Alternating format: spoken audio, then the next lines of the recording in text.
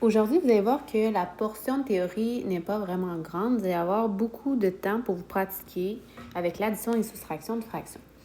Donc, c'est quand même assez simple. Pour additionner et soustraire des fractions, ce qu'il faut comprendre, c'est qu'ils doivent avoir les mêmes dénominateurs pour qu'on puisse faire une opération d'addition. Donc, pour additionner ou soustraire des fractions, les fractions doivent être exprimées sous le même dénominateur.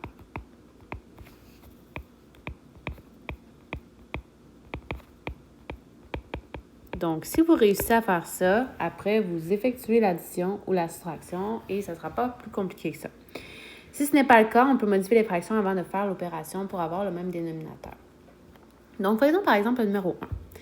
Bien là, tu observes tes deux fractions, tes dénominateurs sont 8, donc tu peux les additionner sans problème. 7 huitièmes. On n'oublie pas de réduire ensuite si c'est possible de le faire. Numéro 2. Déjà là, vous voyez qu'il n'y a pas le même dénominateur. Vous allez transformer le dénominateur pour que ça soit égal. Bien ici, le PPCM, donc le plus petit commun multiple, c'est 6 fois 2 de chaque côté. On obtient 10 sixièmes plus 1 sixième, qui me donne 11 sixièmes. Est-ce que je peux le réduire? Non, c'est ma réponse finale. Numéro 3. Donc là, ici, on a 5 et 3. Le truc, lorsque vous ne voyez pas directement le PPCM, donc le plus petit commun multiple, vous pouvez tout simplement aller multiplier par l'autre dénominateur. Donc, par exemple, ici, fois 3, fois 3, fois 5, fois 5. On obtient 9 sur 15 plus 5 sur 15. Même dénominateur, maintenant, on peut additionner. 14 sur 15, pas possible de le continuer. Donc, 7, 8, c'est pas nécessairement l'ordre approprié. On va aller au 4. On va vous montrer une soustraction. 4 cinquièmes moins 2 cinquièmes, même dénominateur, je ne me pose pas de questions. 4 moins 2, 2. 2 cinquièmes. Donc, le dénominateur ne va jamais changer. On a 5 tiers moins 1 sixième. Donc, ici, on voit que le dénominateur commun, c'est 6. On va faire donc x 2 ici. On obtient 10 sixièmes moins 1 sixième est égal à 9 sixièmes.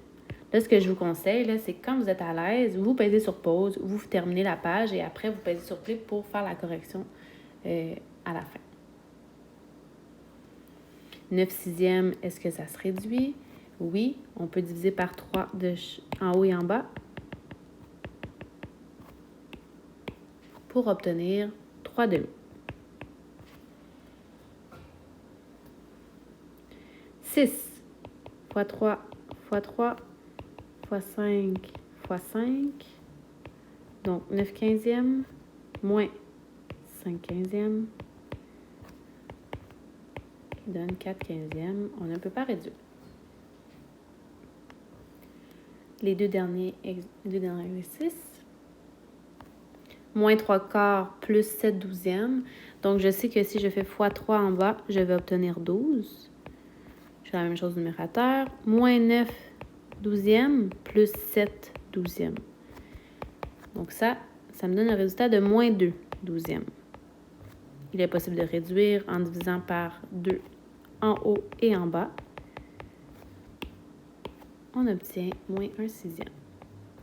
Finalement, le dernier numéro.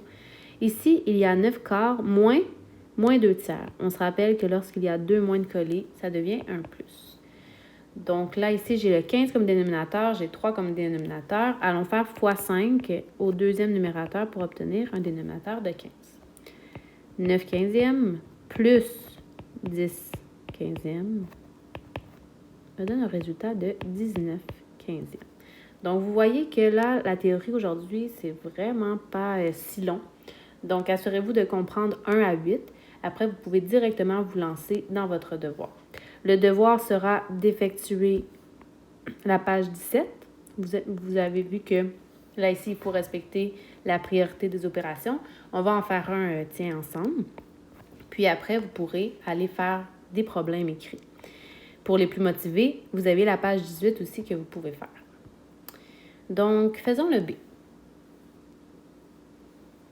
Priorité des opérations, on se rappelle PEMDAS. je dois commencer avec mes parenthèses. Ici, pour effectuer ma parenthèse, je dois premièrement les mettre sur le même dénominateur. Donc, faisons ça en premier. 5 sixièmes, je vais zoomer. Le dénominateur commun va être 4 plus 3 quarts moins 2 quarts. Moins 2 tiers plus 3 huitièmes.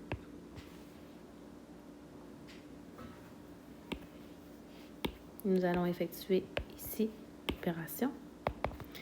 5 sixièmes plus 3 moins 2 plus 1 quart moins 2 tiers plus 3 huitièmes. Vous auriez pu, dès le départ, mettre des dénominateurs communs. Là, ça revient au même. Donc ici, on se questionne. Quel serait le dénominateur commun? Pour ça, je vous conseille de prendre le plus grand dénominateur et de faire des multiples et de réfléchir par la suite. Vous avez 8. Donc, 8 ne peut pas être commun à tous les dénominateurs. On va donc faire plus 8. Est-ce que 16, c'est possible? 16 n'est pas un multiple de 6. Donc là, on va encore faire plus 8. On obtient 24. Mais 24 fonctionne. Donc, on va mettre tous les dénominateurs à 24. Fois 4 fois 4 pour obtenir 24. Fois 6 fois 6 fois 8 fois 8 et finalement fois 3. Voici les fractions qu'on obtient. 20 divisé par 24 plus 6 divisé par 24 moins 16 sur 24 plus 9 sur 24. Nous allons faire la priorité des opérations une étape à la fois. 26 sur 24 moins 16 sur 24 plus 9.